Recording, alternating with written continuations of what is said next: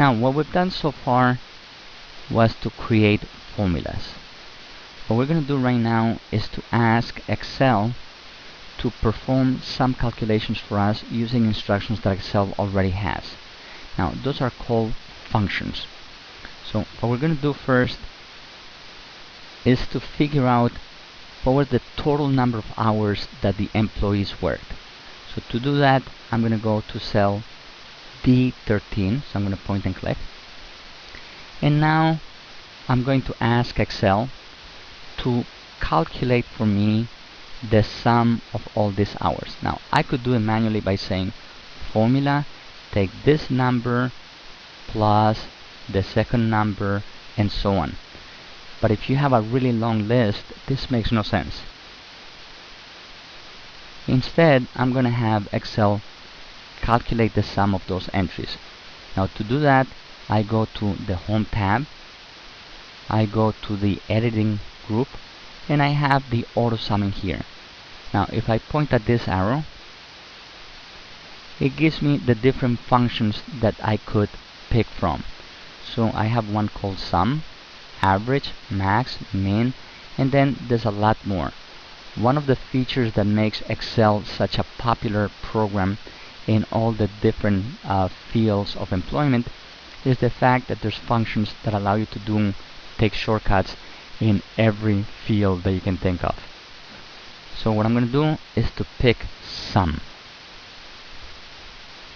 Now when I do that, Excel says, do you want the sum of these numbers on top?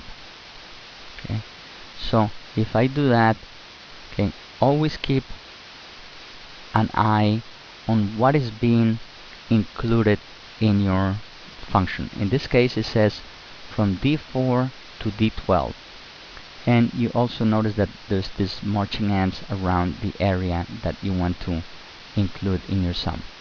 So at this point you could say, go ahead, give me the total.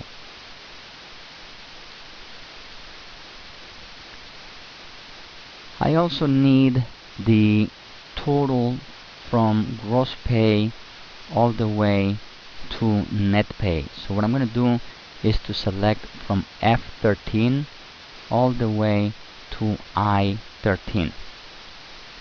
Now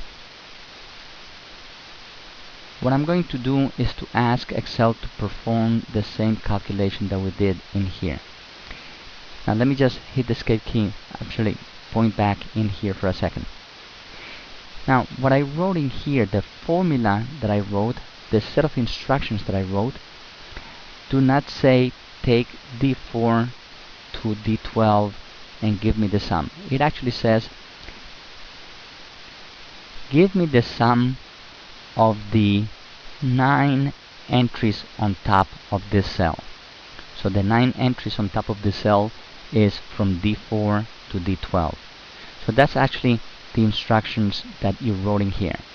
Now if I go here and I select from here to here, from F13 to I13, and I say give me the sum, I'm also asking for the sum of the 9 entries on top. So the 9 entries on top of this, the 9 entries on top of this, and so on.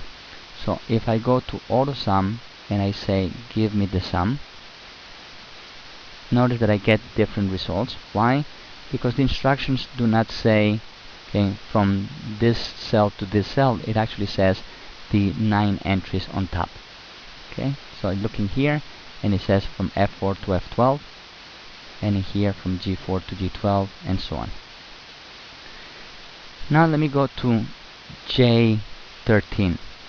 Now in here I don't want the sum of these entries. Okay, this is a percentage tax that is being paid. So instead, to figure out like what is the percentage for the numbers in here, I'm going to basically copy the formula that I had in the previous cell and then copy it over to this location. So now it says that the average percentage paid is about 25%, 25.5.